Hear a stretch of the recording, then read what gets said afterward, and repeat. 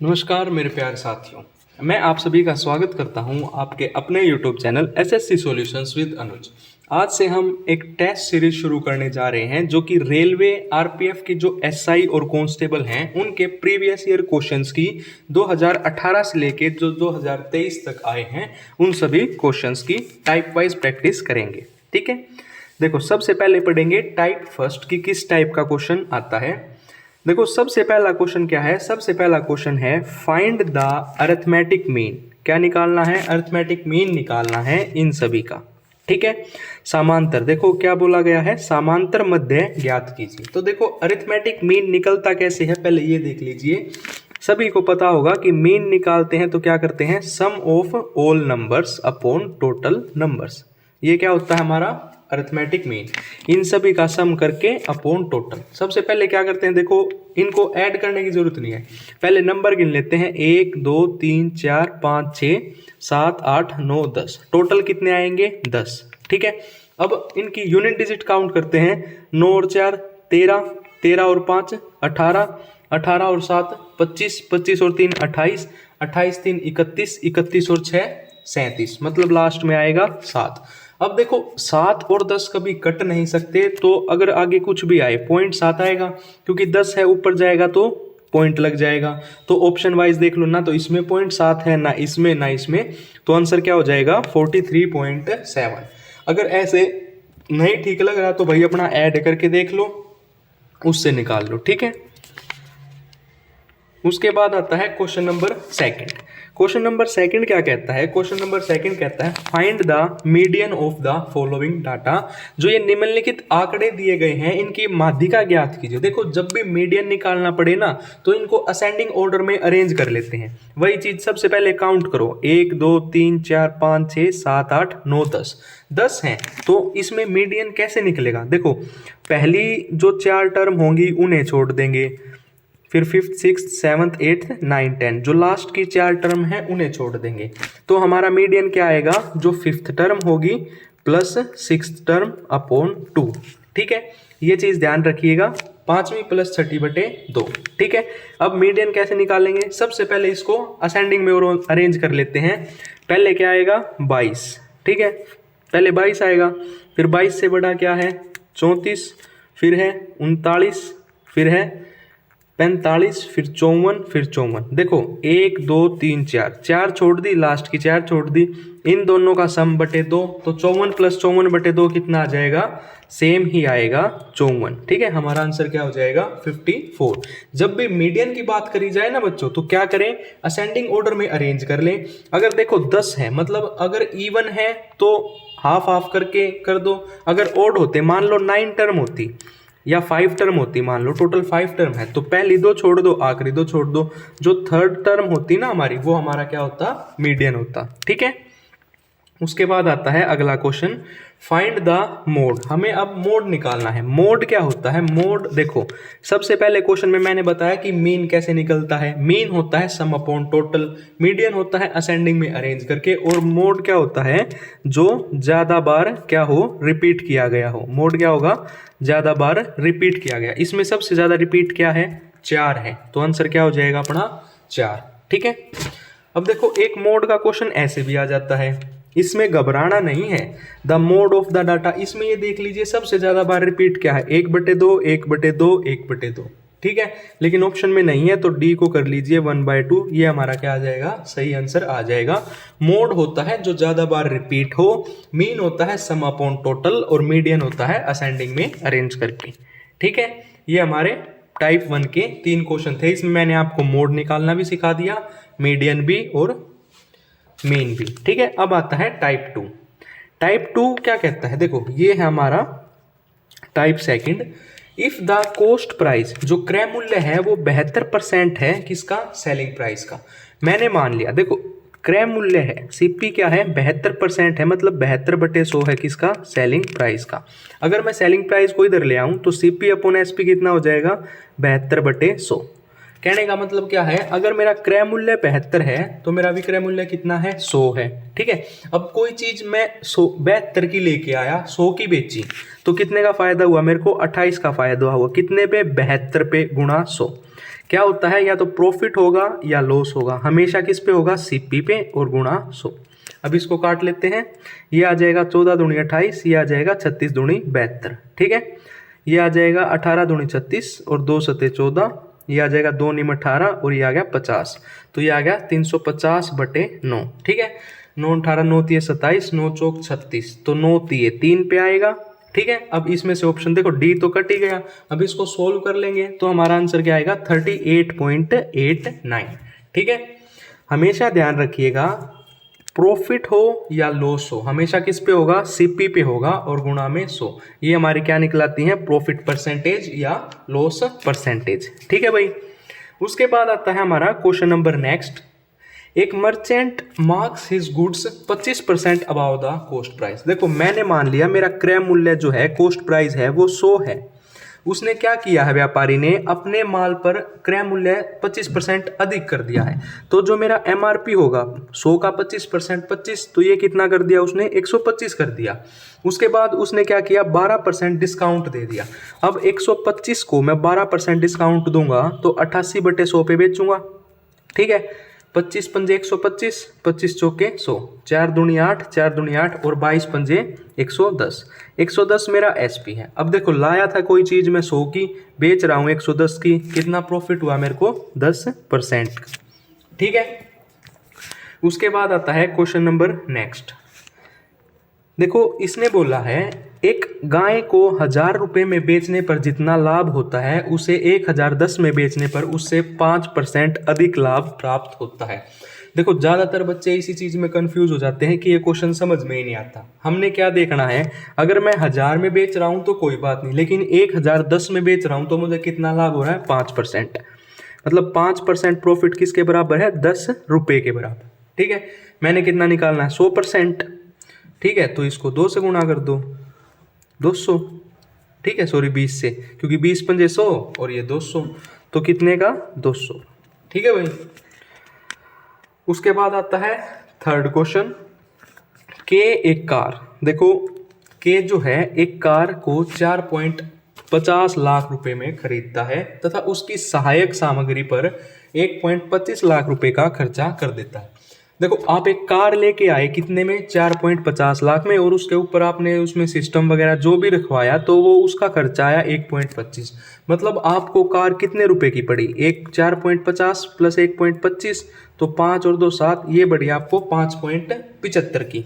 और वह कार को 20% की हानि पर बेचता है, 20% की लॉस पर, तो कितने में बेचेगा, 80 पे बेचेगा, ठीक है। नहीं तो ऐसे कर लो, देखो 20% की हानि, देखो 20% होता है 20/100 1/5, 5 से 4, और 5 की वैल्यू कितनी थी, 5.75, तो 5 एकम 5, 1.25 आ गई, और 4 की वैल्यू कितनी आएगी, 25 चौके 100, 5 चौक 20, 4 दूनी 8 और 10, 4 एकम 4, ये आएगी आपकी 4.60 लाख, ठीक है। कितनी आएगी, 4.60 लाख, ठीक है। उसके बाद एक क्वेश्चन है, एक व्यापारी शर्ट की अंकित मूल्य से 6% कम मूल्य पर बेचता है, वह कमीज पर अंकित मूल्य लागत मूल्य से 15% ज़्यादा रखता है। देखो व्यापारी शर्ट और वही कमीज, ठीक है, सेम चीज़ है, इसमें मैं सक्सेसिव लगा सकता हूँ। उसको कितना है, 6% लेस, तो -6, और 15% प्रॉफिट प्लस 15, -6 इंटू 15/100, ठीक है। तो -6 प्लस 15 कितना हो गया, 9, -15 छिका 90/100, तो 0 से 0 गई, 9 माइनस 0.9, ये हो जाएगा 8.1%। देखो एक ही चीज पर प्रॉफिट लॉस हो ना तो उसमें हम सक्सेसिव लगा सकते हैं। उसके बाद आता है टाइप थर्ड।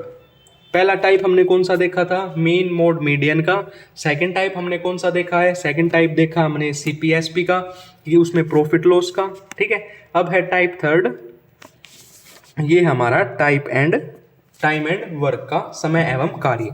देखो इसने बोला ए अकेला एक दीवार को 50 दिनों में पेंट कर सकता है।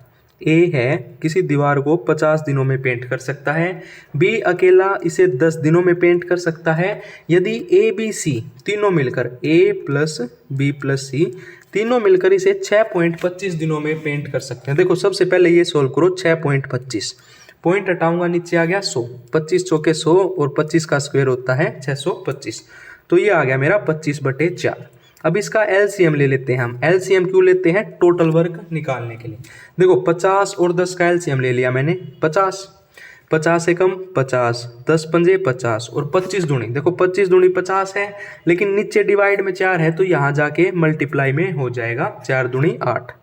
देखो ए एक दिन में 1 काम करता है, बी एक दिन में 5 काम करता है और तीनों मिलके एक दिन में 8 काम करते हैं। तो सी अकेला एक दिन में कितने करेगा? 8 - 5 और 1 6। सी अकेला एक दिन में 2 काम करेगा। हमने क्या करवाना है? पूरी दीवार अकेले सी से पेंट करानी है। तो टोटल वर्क था 50/2, आंसर क्या आ जाएगा? 25। तो सी अकेला कितने दिनों में कर देगा? 25 दिनों में कर देगा। ठीक है भाई साहब। उसके बाद है अगला क्वेश्चन, 2 टैप्स टेक 10 मिनट और 15 minute to fill a tank in empty pool. मैंने मान लिया टैप ए है जो कि 10 मिनट लेता है, एक टैप बी है जो कि 15 मिनट लेता है। मैं पहले क्या करूं? टैंक का फुल वो निकाल लूं, एलसीएम। तो ये हो जाएगा अपना 30, 10 तिया 30 और 15 दूनी 30। ठीक है भाई साहब। उसके बाद उसने बोला the first tank was open for 4 minute. ये जो टैंक ए है, ये इसकी एफिशिएंसी 3 है, अगर 4 मिनट खोल दिया तो 4 तिये 12।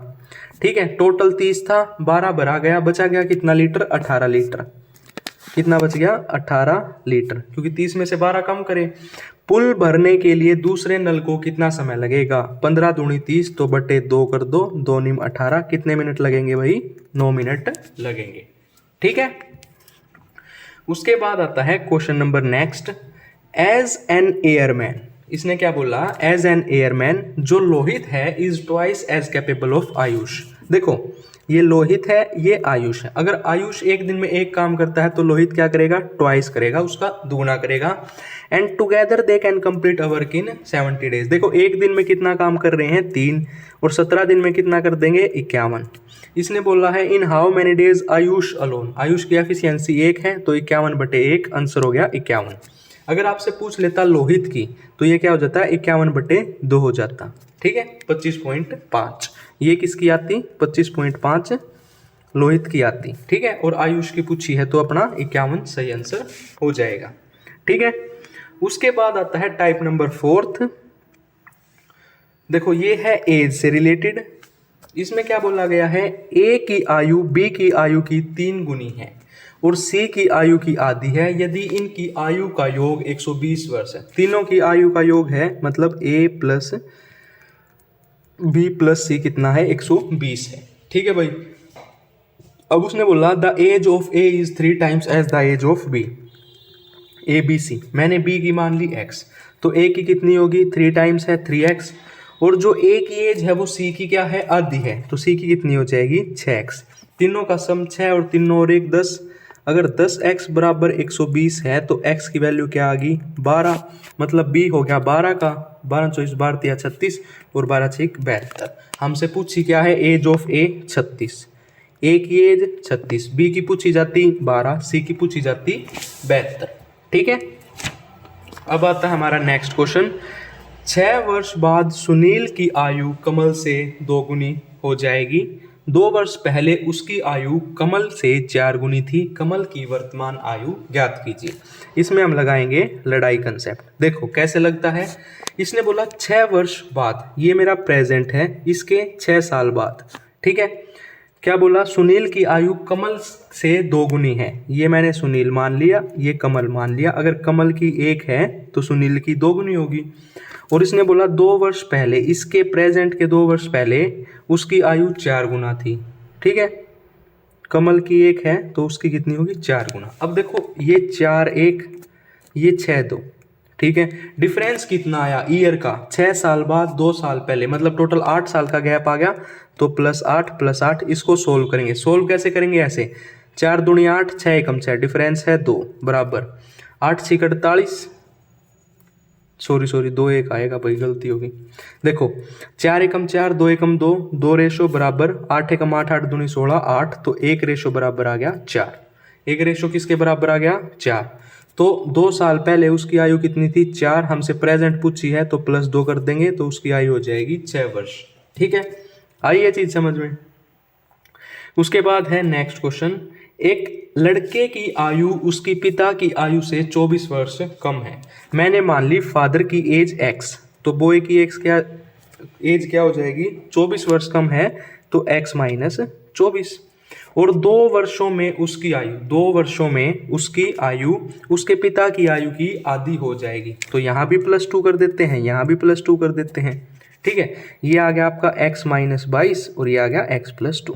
2 वर्षों में क्या हो जाएगी, उसके पिता की आयु की आधी हो जाएगी। तो इक्वल करने के लिए मैं इसको 2 से गुणा कर दूं, जब भी तो ये बराबर होंगे। तो ये हो गया 2x माइनस 44 बराबर है x प्लस 2।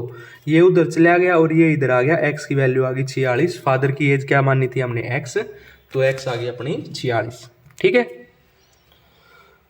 उसके बाद देख लेते हैं टाइप 5। ठीक है, टाइप 5 क्या है, देखो ये है कंपाउंड इंटरेस्ट और सिंपल इंटरेस्ट का।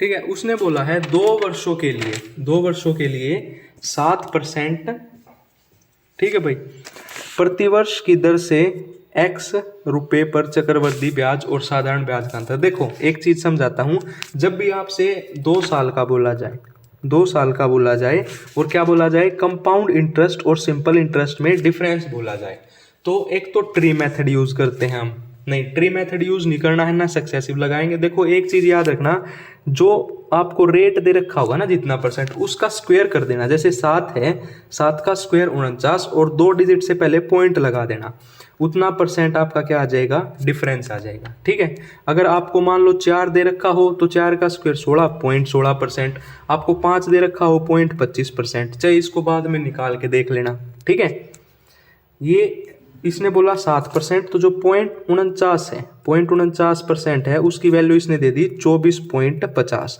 देखो इस पॉइंट से ये पॉइंट कैंसिल, मतलब 49% कितना आ गया, 2450। 1% कितना आएगा, 2450 बटे 49, 9 पंजे 45, 5 0 और 100% आ जाएगा 5000। हमसे क्या पूछा गया है, x का मूल्य, तो वो क्या आ गया अपना 5000। ठीक है, उसके बाद है क्वेश्चन नंबर नेक्स्ट। इसने बोला है at compound interest calculated annually, एक सम है जो 1600 हो रहा है 2 साल में और 1700 हो रहा है 3 साल में।